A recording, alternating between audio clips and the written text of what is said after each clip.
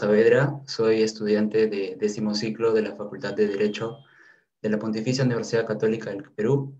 Y en primer lugar quisiera hacer un agradecimiento especial al Instituto de Capacitación Jurídica por brindarnos a nosotros, los estudiantes, la oportunidad de poder disertar acerca de temas que son de nuestro interés y en los cuales hemos basado parte de nuestro tiempo para investigar. El día de hoy, el tema que vengo a presentar es uno que ha dado de qué hablar en las últimas semanas a raíz de la publicación, el último día del año pasado, del Decreto Supremo 430-2020 del Ministerio de Economía y Finanzas. Específicamente es el tema de la entrega de información bancaria a la Administración Tributaria, a la SUNAT. Para ello, el índice expositivo que pretendo desarrollar el día de hoy empieza con una presentación de cuál es el contexto internacional en el cual se está dando esta norma o esta serie de normas, como ya veremos a continuación. Cuál es el panorama que nos deja tanto las diversas organizaciones internacionales que se basan para luchar contra el fraude y la evasión fiscal. Posteriormente, considero necesario que es explicar el entendimiento del secreto bancario, ¿no? Cuáles son los límites que se pueden plantear, cuál es el significado, cómo lo ha entendido el Tribunal Constitucional, y vinculado a ello, revisando la jurisprudencia, el principio de solidaridad contributiva, ¿no? Asimismo, también se plantean los límites a los requerimientos de información, ya que nos ponemos en el supuesto de que los requerimientos que está haciendo la Administración Tributaria es información que se va a tener que canalizar a través de estos principios o límites que se ponen en la doctrina principalmente. Posteriormente, considero necesario explicar cuál ha sido la evolución normativa referente a esta entrega de información financiera, dado que no es que se empiece con el Decreto Supremo 430, sino que existen normas que la anteceden, que realmente explican el significado y el fundamento de por qué es que se da finalmente este decreto supremo, ¿no? Posteriormente, y para hacer un análisis un poco más constitucional, pero también que pueda concretar cuál es la vinculación de los diversos principios involucrados, considero que es necesario también hacer un test de proporcionalidad entre los dos derechos o principios que se ven afectados principalmente. Y por último, las conclusiones. Así, doy pase al primer punto de la agenda, que es el contexto internacional. Bueno, como todos sabemos, actualmente existen diversas modalidades que se han creado por el tema de la globalización y el tema de la economía digital, que son nuevas formas de poder eludir y de poder evadir impuestos ante la administración tributaria de cada país. Es así que en este contexto surgen distintas organizaciones internacionales que buscan luchar contra, contra este mal que vive la sociedad global. Una de estas es la OCDE, la Organización para la Cooperación y el Desarrollo Económico. Esta organización internacional fue fundada hace muchos años ya y una de sus principales organismos es el Foro Global de Transparencia e Intercambio de Información de la OCDE. Este foro fue creado en el año 2000, hace ya bastante tiempo, y tuvo como iniciativa o como antecedente una propuesta del G20, del grupo de los 7 principales países de potencias mundiales. Es en el marco de este foro global que lo que busca son emitir normas en materia fiscal para poder erradicar los paraísos fiscales o los países de baja o nula imposición. Este foro elabora modelos de intercambio de información fiscal y tributaria que permiten una mayor transparencia en cuanto a las declaraciones de los contribuyentes en cada uno de sus estados. La idea de este foro es que la información que emite cada contribuyente, que tiene cada contribuyente en cuanto a sus rentas, pueda ser transparente y pueda ser abierto a todos los países, dado que con la globalización es mucho más fácil acceder a distintos cuentas bancarias internacionales que te puedan permitir dejar de pagar impuestos o pagar una menor cantidad, ¿no? Entonces, es en este marco que se crea la Convención de Asistencia Administrativa Mutua en materia tributaria. Como desarrollaremos posteriormente, esta convención es un convenio multilateral que recoge ya más de 100 países y que tiene como finalidad también el compartir información de los estados entre las administraciones tributarias específicamente, ¿no? Asimismo, un dato importante que hay que tomar en cuenta en este contexto internacional es la ley publicada en Estados Unidos, específicamente la Ley de Cumplimiento Tributario de Cuentas Extranjeras, más conocida como la Ley FATCA, la cual fue publicada en el 2010. Esta ley también es importante para entender el contexto en que se da este decreto supremo en el Perú, porque la finalidad de esta ley es reducir también la evasión fiscal, especialmente en los residentes estadounidenses. Esto para evitar que dejen de pagar impuestos al IRS, que es la Administración Tributaria en Estados Unidos, y teniendo en cuenta que también está abordando esta ley estadounidense el tema del secreto bancario, que en realidad lo está limitando en bastante medida, ya que el omitir la información de, de los contribuyentes o de las personas que depositan en los bancos tiene como consecuencia una sanción de el 30% de los rendimientos de las cuentas. Entonces vemos que en países donde están caracterizados por proteger los derechos de las personas, el secreto bancario también está limitado en una buena medida, ¿no? Entonces, este marco internacional también se ve especificado en el Plan de Acción BEPS. Este Plan de Acción BEPS son estándares internacionales o requisitos mínimos que deberían cumplir los países que en realidad que desean entrar a la OCDE, pero son consideradas buenas prácticas internacionales específicamente para evitar la elusión y la evasión fiscal y también la doble imposición. Entonces, como veremos, en una de las acciones del Plan de Acción BEPS, específicamente la acción 12, la cual se titula exigir a los contribuyentes que revelen sus mecanismos de planificación fiscal agresiva. Dentro de esta acción 12, lo que nos dice es que algo muy relacionado al tema del decreto supremo, que es que también implicará diseñar y poner en marcha modelos mejorados de intercambio de información para las estructuras de planificación fiscal internacional entre administraciones tributarias. Es decir, dentro de estos requisitos mínimos o plan o estándares internacionales que deberían manejar los países, uno de ellos es el intercambio de información entre administraciones tributarias. Es bastante bien considerado por la OCDE, entonces es porque también se publica en este plan de acción BEPS. Posteriormente, también es necesario tocar el tema de la Convención sobre Asistencia Administrativa Mutua en materia tributaria, que ya había mencionado anteriormente. Como lo dije, es un convenio multilateral que el Estado peruano ha suscrito y ya se encuentra dentro de esta convención, la cual fue publicada en el Diario Oficial El Peruano el 30 de agosto del 2018.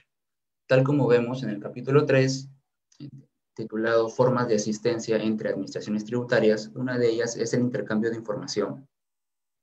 Específicamente el artículo 4 nos dice que las partes, entendidas como los estados que han firmado la convención, intercambiarán cualquier información que sea previsiblemente relevante para la administración o aplicación de su legislación interna con respecto a los impuestos comprendidos en esta convención.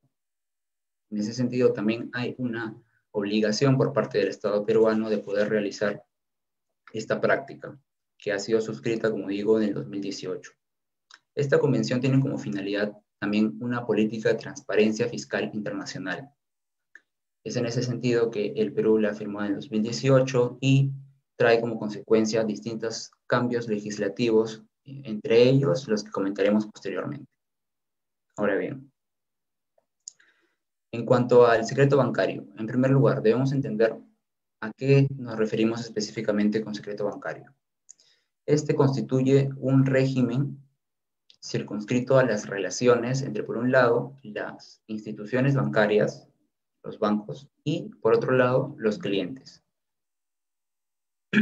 Entre esta relación entre los bancos y los clientes debe haber una obligación de confidencialidad sobre las informaciones que los clientes proporcionan.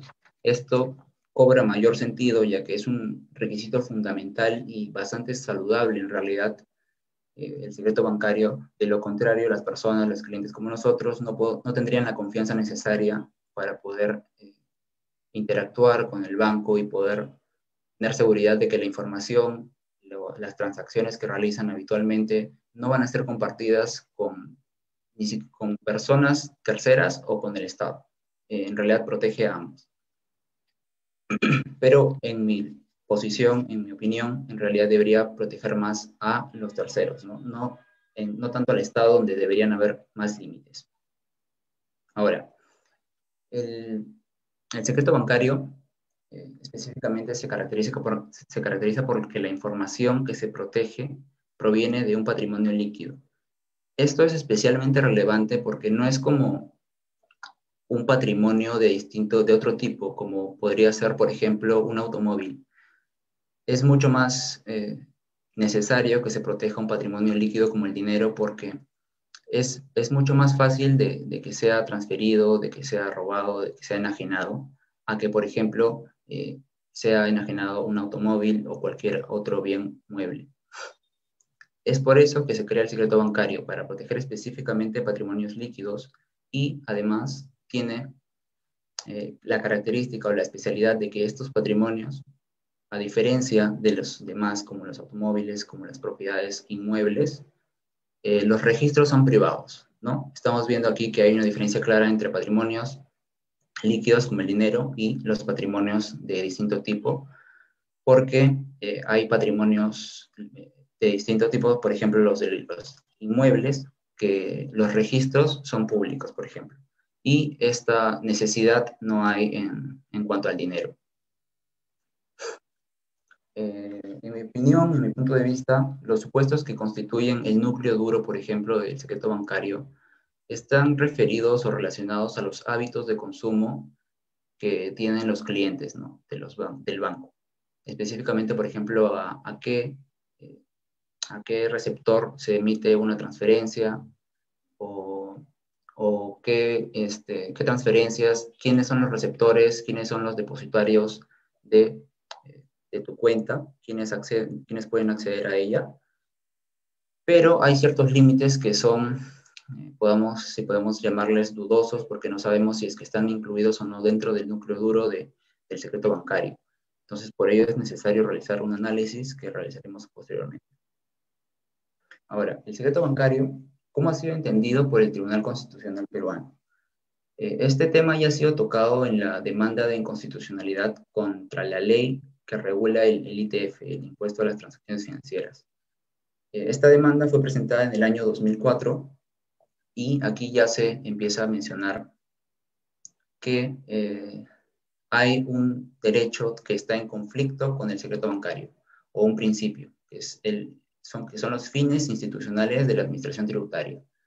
¿Para qué es que se ha creado la administración tributaria? Entonces, como veremos, este principio está orientado a hacer efectivo el principio de solidaridad contributiva.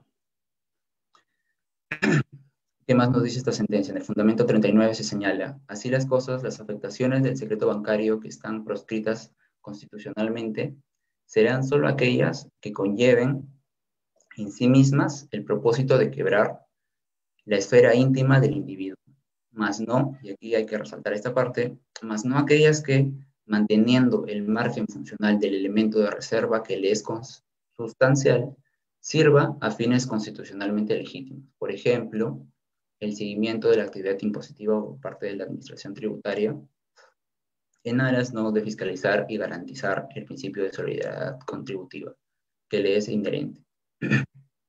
Entonces, como vemos, hay cierto margen de posibilidad constitucional de que el secreto bancario pueda ser limitado por fines específicamente contributivos o tributarios. Así es como lo ha entendido el Tribunal Constitucional peruano hace casi 20 años que salió esta sentencia, y entendemos que la postura deberá seguir siendo la misma por los fundamentos sólidos que la sostienen. Ahora, en la lámina anterior se mencionó acerca del principio de solidaridad contributiva. Este principio también ha sido explicado en la sentencia recaída en el expediente 06089 del 2006-PATC. Este principio está fundamentado en el tipo de Estado en donde nos encontramos, que es un Estado social democrático de derecho. Así nos dice, por ejemplo, la sentencia. En este tipo de Estado, el ciudadano ya no tiene exclusivamente el deber de pagar tributos, concebidos según el concepto de libertades negativas propio del Estado liberal. Hace una diferencia del Estado liberal con el Estado en el que nos encontramos, sino que el ciudadano también asume deberes de colaboración con la administración tributaria, los cuales se convertirán en verdaderas obligaciones jurídicas. En otras palabras, la transformación de los fines del Estado determinará que se pase de un deber de contribuir basado en la capacidad contributiva a un deber de contribuir basado en el principio de solidaridad. Este marco constitucional es importante para entender el por qué hay una relación necesaria entre estos principios y el secreto bancario. También la Constitución misma nos dice que el Estado, en el artículo 23, el Estado promueve condiciones para el progreso social y económico. ¿Cómo se puede lograr el progreso social y económico? A través de una contribución fiscal eficiente y eficaz. El artículo 44 también señala que son deberes primordiales del Estado promover el desarrollo general que se fundamenta en la justicia y el desarrollo integral y equilibrado de la nación. Estos dos artículos son normas constitucionales amplias que nos pueden dar a entender o a fundamentar el principio de solidaridad contributiva y también el deber de contribuir y el deber de colaboración, que son dos deberes distintos. Ahora bien, todo requerimiento de información debería tener ciertos límites, ¿no?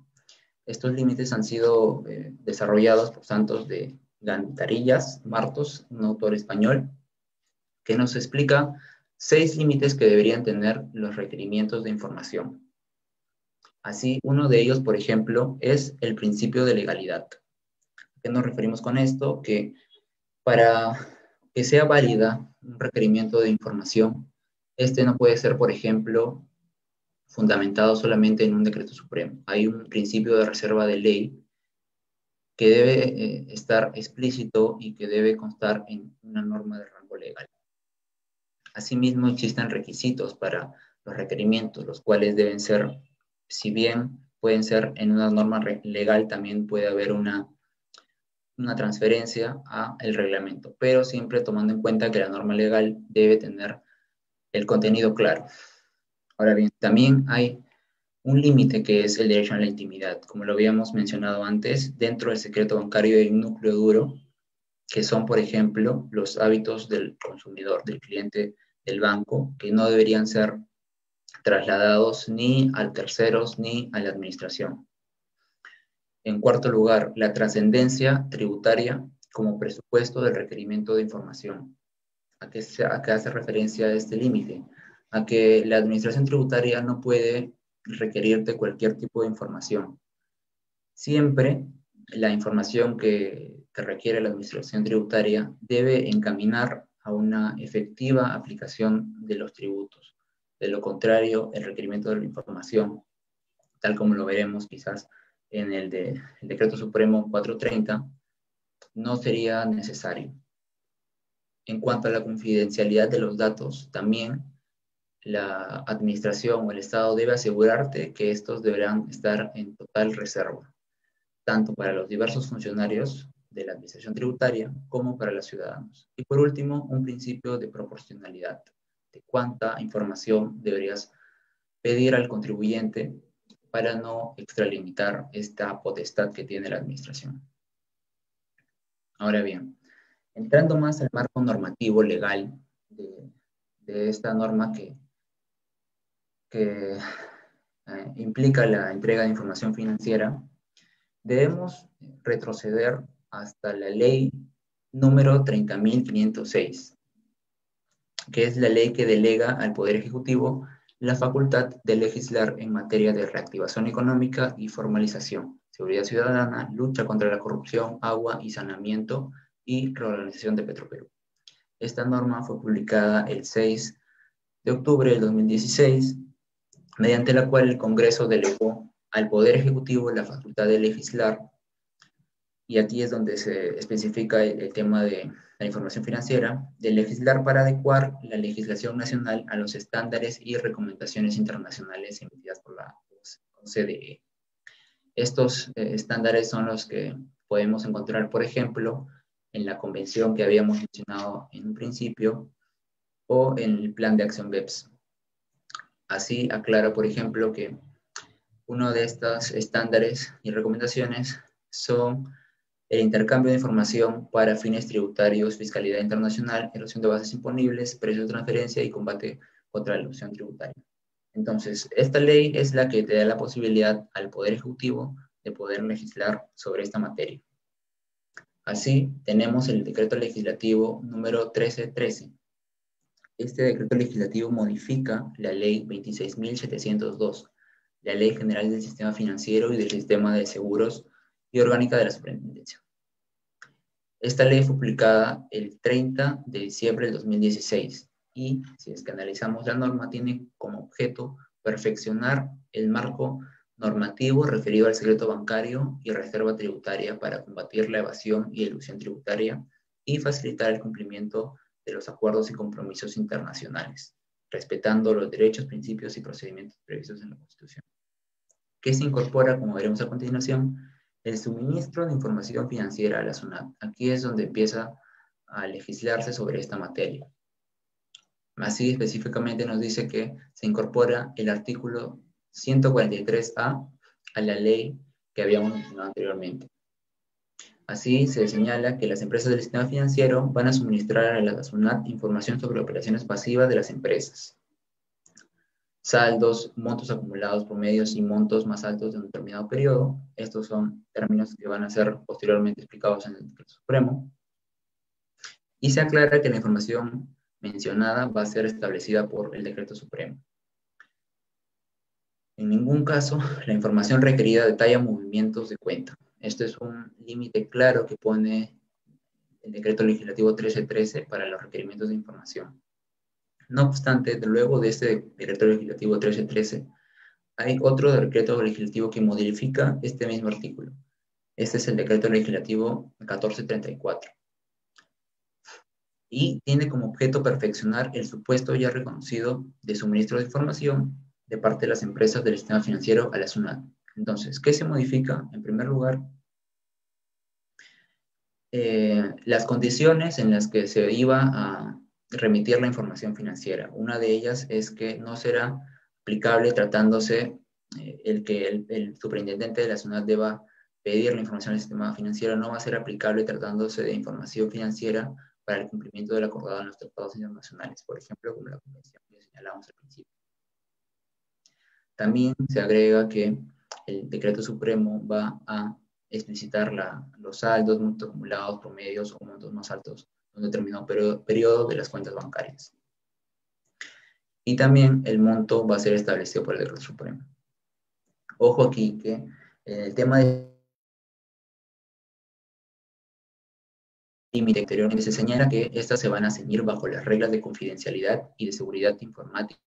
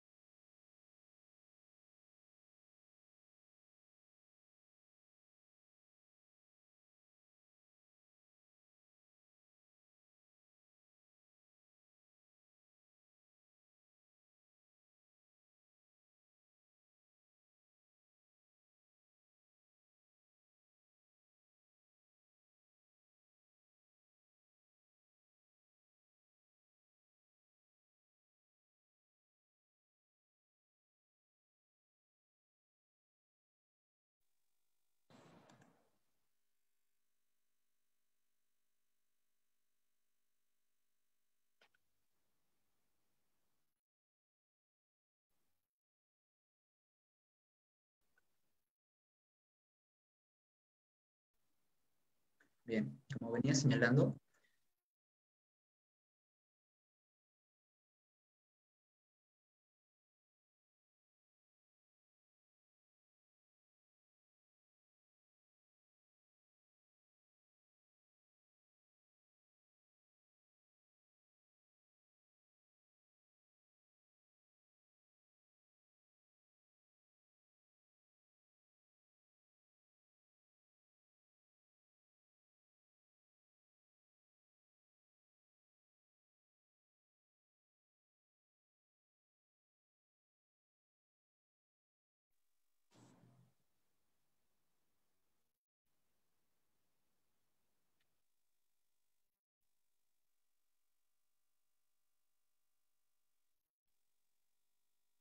ahora,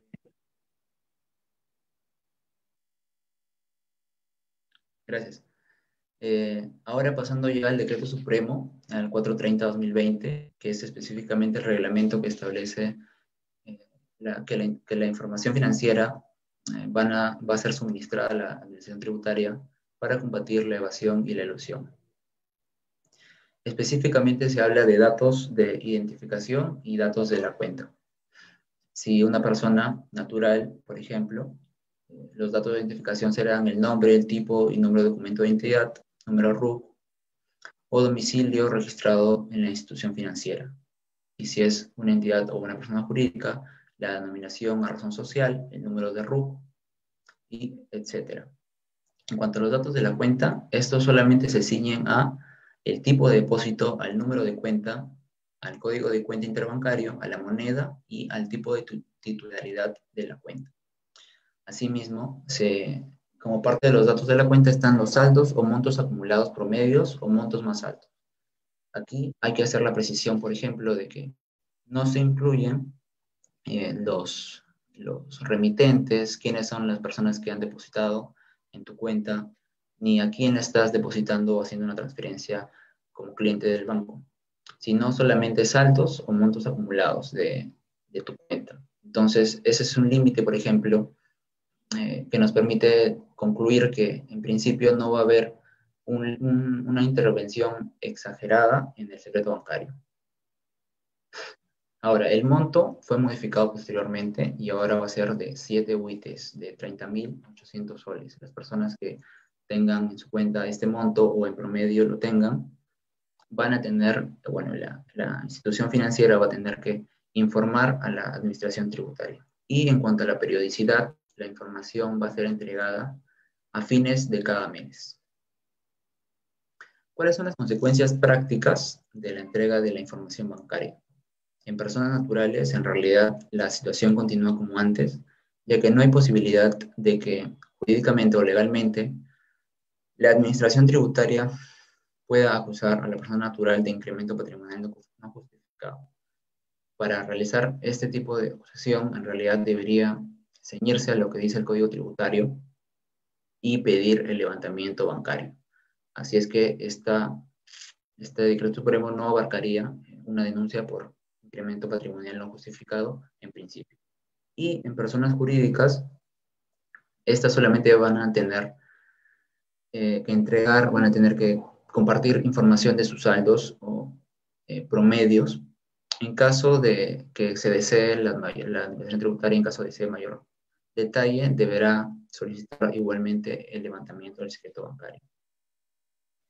Ahora bien, haciendo un análisis bajo el test de proporcionalidad, en un primer paso, el subprincipio de idoneidad, que nos dice que toda injerencia en los derechos fundamentales debe ser idónea o capaz para fomentar un objeto constitucionalmente legítimo, creemos que la medida en análisis pasa con normalidad este primer subprincipio, debido a que, como hemos visto, protege principios constitucionalmente válidos y que el Tribunal Constitucional también ha ratificado, como lo es, por ejemplo, el principio de solidaridad contributiva, el deber de contribuir o el deber de colaborar. Es así que hay entonces principios que son protegidos de manera idónea por esta medida. En cuanto al subprincipio de necesidad, que se basa en que no debe existir ningún otro medio alternativo que revista la misma idoneidad para alcanzar el objeto propuesto y que sea más benigno, consideramos que aquí hay que tocar el punto del ITF. ¿Por qué? Porque el ITF no era suficiente para adecuarse a los estándares internacionales que requería tanto el Foro Global como la convención al cual el Perú está suscrito. Entonces, eh, dado que el ITF solamente podía acceder al monto de la transacción y como consecuencia al tributo que pagarías por ese monto de la transferencia, no puedes determinar, por ejemplo, cuál es el saldo en tu cuenta bancaria. Entonces, por ejemplo, si a ti te hacen un depósito de 20.000 soles, con el ITF la administración tributaria solamente va a tener el impuesto sobre ese monto. Pero si tú antes de ese depósito de 20.000 tuviste 30.000 soles en tu cuenta bancaria, la administración tributaria no va a poder determinarlo, no va a poder saberlo. Entonces podrían generarse como consecuencia que la administración tributaria te consulte por qué es que esos 20.000 soles han llegado a tu cuenta y has gastado, por ejemplo, más de los 20.000 que entraron. Es porque no sabe cuánto hay en el saldo de la cuenta, que eran 30.000 soles. Entonces, con esta información del decreto supremo que se ha incorporado, la administración tributaria ya no va a tener que hacer esa verificación. En cuanto al último principio, al de proporcionalidad en sentido estricto, esto implica que el grado de realización del objetivo de intervención debe ser por lo menos equivalente o proporcional al grado de afectación del derecho fundamental. Esto nos indica que, por ejemplo, analizando los dos principios, el secreto bancario y eh, el, el principio de solidaridad contributiva, podemos tomar como referencia en un principio que, por ejemplo, la afectación al secreto bancario como máximo podría ser una afectación media, no podría ser una afectación alta, debido a que, por ejemplo, los hábitos de consumo no van a ser compartidos con la administración tributaria. Y por otro lado, la eficiencia en el principio de solidaridad contributiva va a efectivizarse en un grado alto, debido a que la administración tributaria va a poder tener conocimiento real de cuáles son los estados de cuenta, los montos o los saldos que tienen las personas para poder efectivizar la lucha contra la evasión y el fraude fiscal. Entonces, como tenemos una medida, en principio o máximo, que pueda ser media y como consecuencia una efectivización alta del principio de solidaridad contributiva, se podría decir que la medida del Decreto Supremo 430 pasaría el test de proporcionalidad. Finalmente, con las conclusiones, se podría decir, como hemos mencionado, que la globalización ha influido decisivamente en el combate de la evasión tributaria. Es en este marco internacional que se da el suministro de información financiera a nivel global, no solo en el Perú. El secreto bancario ha sido interpretado por el Tribunal Constitucional de manera tal que sea armonizado con el principio de solidaridad contributiva. Es así que el secreto bancario puede tener ciertos límites constitucionales. Asimismo, existen límites a los requerimientos de información, como son, por ejemplo, el principio de legalidad, los requisitos de los requerimientos, el derecho a la intimidad, la trascendencia tributaria, la confidencialidad y el principio de proporcionalidad. Asimismo, el Decreto Supremo 430-2020 tiene como base normativa el Decreto Legislativo 1313 y el Decreto Legislativo 1434.